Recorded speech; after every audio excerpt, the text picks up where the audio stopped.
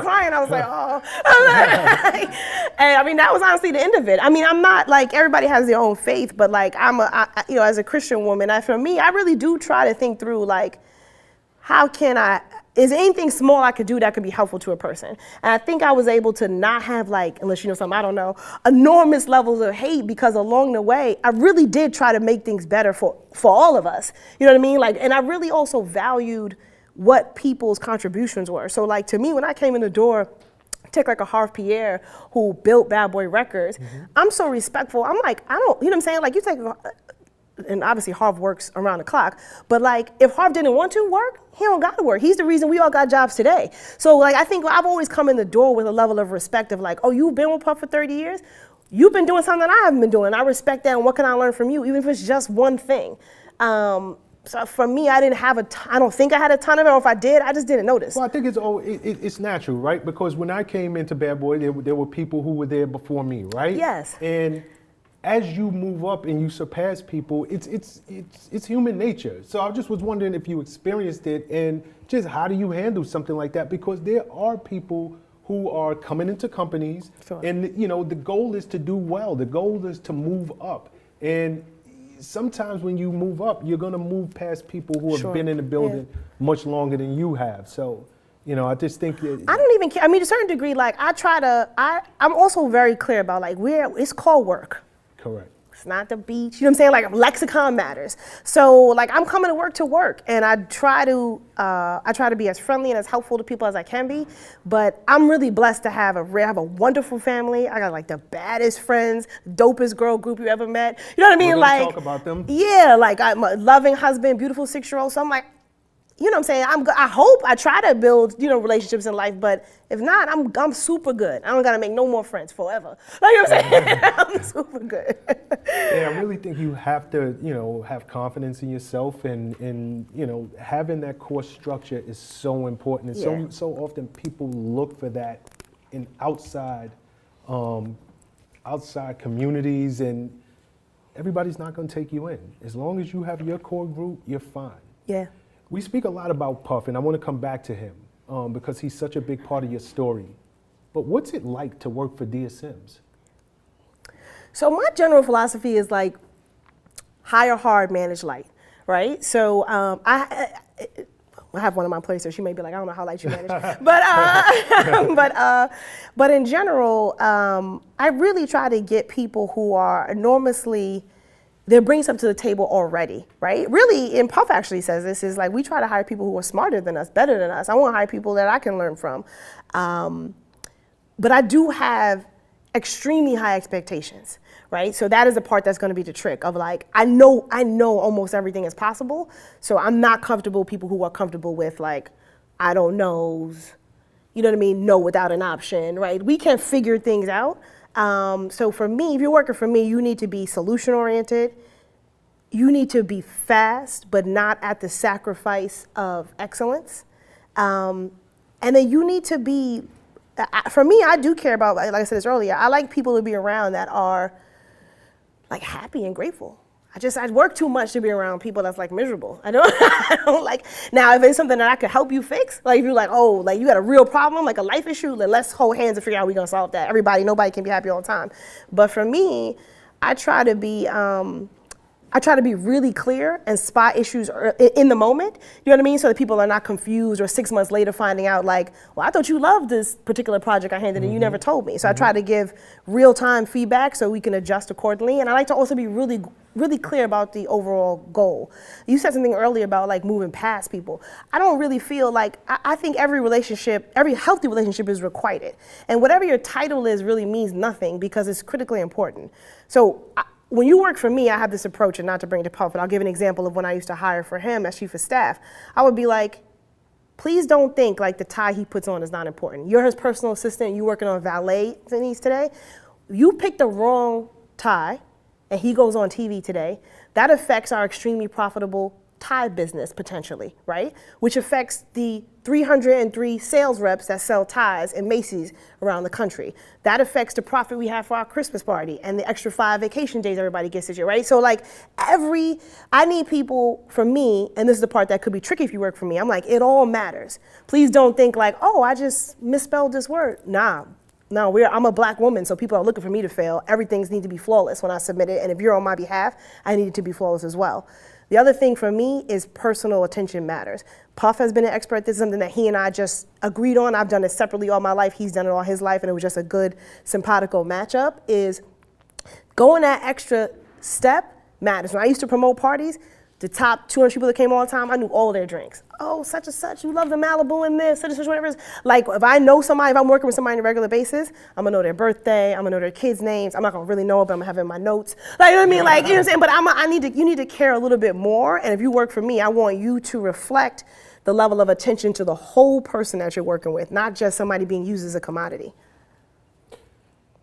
Listening to you speak, and I say this all the time, success, it's intentional. It's an intentional endeavor. How many hours does Dia Sims work? I work around the clock. Yeah, realistically, I mean, I'm more intentional now since I've had a daughter about like getting dedicated time with her and like sleeping, through the night, like 6-7 hours. But I would say before then, we work all around. And I actually don't recommend that, right? So in the early days, like it was I'm sure y'all all heard that like we don't sleep, sleep's the cousin of death. We all definitely lived in that whole movement. I would look at my phone for years and I could see where like you're texting, my BlackBerry at the time, you could see you stop emailing at like 4:58 and then you picking back up at 7, particularly in the roles that I had because it was on both sides. You have Puff and all the artists, they're up till like 6 a.m. in the studio. They don't start, but I still got to be up for calls with Estee Lauder and Diageo and all of our corporate counterparts that start at 8 a.m. At some point, I got to jump in the shower. You know what I mean? Like, so your days would really be 24 hours. I think you guys are so fortunate. You don't have to work like that, right?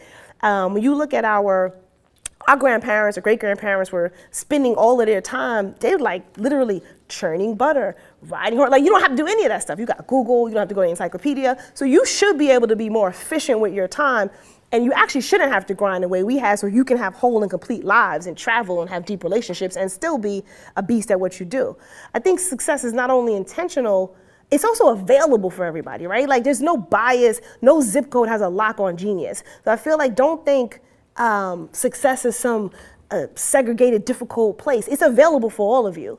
It really, really is with the level of intentionality and consistency. And the real measure of success is legit being happy, right? And I will say, like some financial freedom, of course, can make that a little bit easier.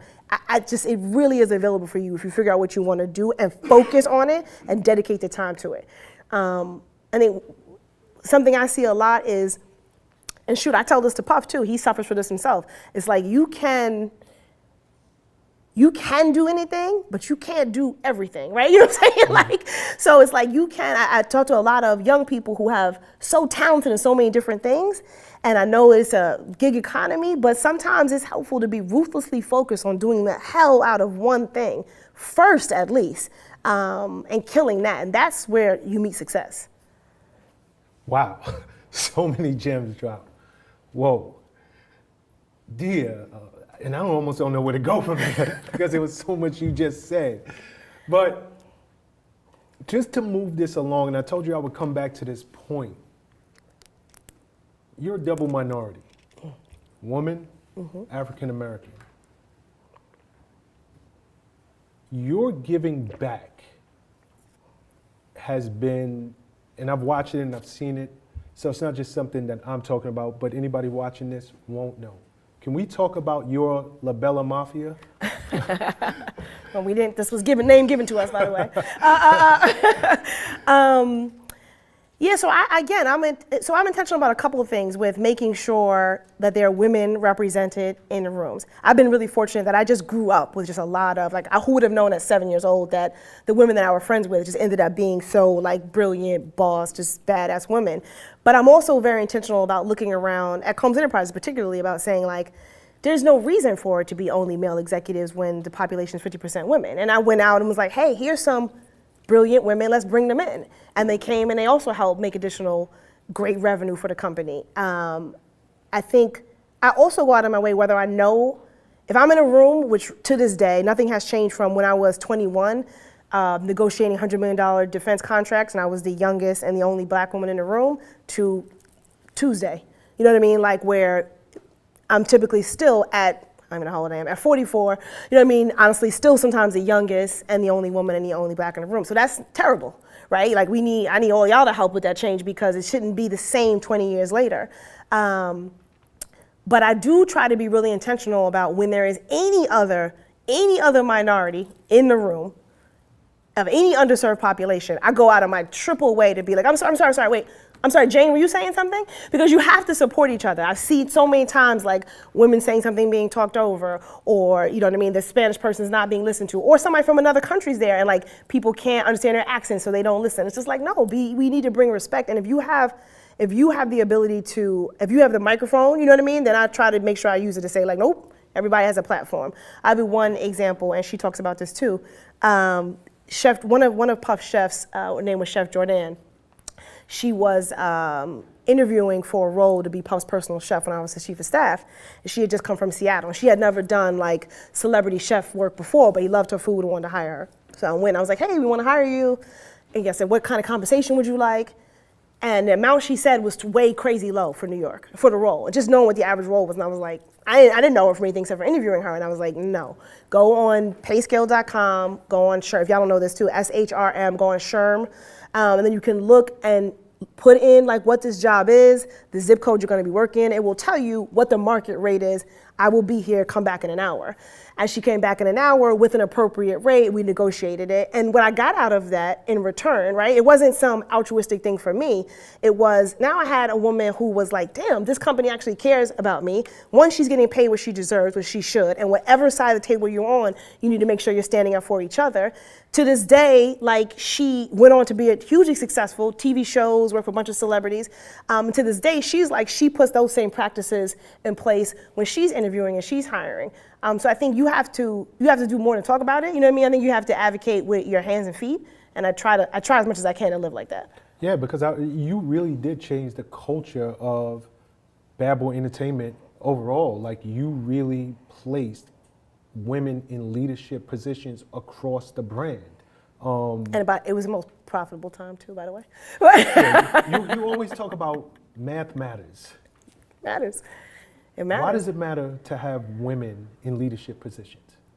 It just, this is, people tend to approach it like it's some charitable thing, but it's just not, right? So I'll give you a couple examples. There's a fund, a research group actually called Quantopian out of Boston. They did research on this that showed that when you look at the S&P 100, women CEOs typically outperform 3-to-1 versus male CEOs. Just last week, CNBC reported an updated version of a similar study. This was the full S&P 500, was showing that women in their first 2 years of appointment as CEO performed 20% higher on stock returns. 20%, just to really make this clear, if you just throw your money in a mutual fund, like a good mutual fund, you will get like 5%. Well, 20% is like so not a fluke, it's a level of intentionality.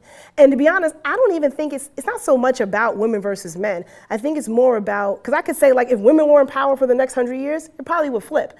But I think whenever you are the underserved population and you're accustomed to working 4 times as hard, whether you're handicapped or a veteran or woman or, you know what I mean, or black, you're likely going to quadruple your efforts to get to ROI, and the math just bears out for it. So I always say this about particularly when women hires. I'm like, you don't have to do it for your heart, do it for your wallet. Like you're doing a disservice to your shareholders if you don't have women in leadership. Wow.